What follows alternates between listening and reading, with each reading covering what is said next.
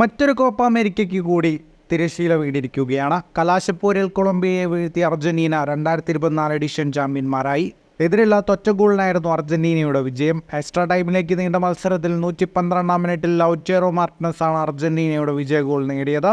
Copa അമേരിക്കയുടെ അവസാനം പുരസ്കാരങ്ങളും പ്രഖ്യാപിച്ചിട്ടുണ്ട്. കൊളംബിയയുടെ ജെയിംസ് റോഡ്രിഗസ് ആണ് കോപ്പയിലെ മികച്ച താരത്തിനുള്ള ഗോൾഡൻ ബോൾ കരസ്ഥമാക്കിയിരിക്കുന്നത്. കോപ്പ ഫൈനൽ വരെയുള്ള കൊളംബിയയുടെ മുന്നേറ്റത്തിന് നേതൃത്വം കൊടുത്തത് 32-കാരനായ ജെയിംസ് റോഡ്രിഗസ് ആയിരുന്നു. ടൂർണമെന്റിൽ ഒരു ഗോൾ നേടുകയും 6 ഗോളുകൾക്ക് അസിസ്റ്റ് നൽകാനും ജെയിംസ് റോഡ്രിഗസിനായി. കോപ്പയിലെ ടോപ്പ് സ്കോറർക്കുള്ള ഗോൾഡൻ ബൂട്ട് നേടിയത് അർജന്റീനയുടെ ലൗറ്റേറോ മാർട്ടിനസിനാണ്. ഫൈനലിലെ വിജയ ഗോൾ ഉൾപ്പെടെ 5 ഗോളുകളാണ് ലൗറ്റേറോ മാർട്ടിനസ് ഈ കോപ്പയിൽ നേടിയിരിക്കുന്നത്. മികച്ച ഗോൾ കീപ്പർക്കുള്ള ഗോൾഡൻ ഗ്ലൗ അർജന്റീനയുടെ എമിലിയാനോ മാർട്ടിനസിനാണ്. തുടർച്ചയായ 2ാം തവണയാണ് എമി മാർട്ടിനസ് ഗോൾഡൻ ഗ്ലൗ സ്വന്തമാക്കുന്നത്.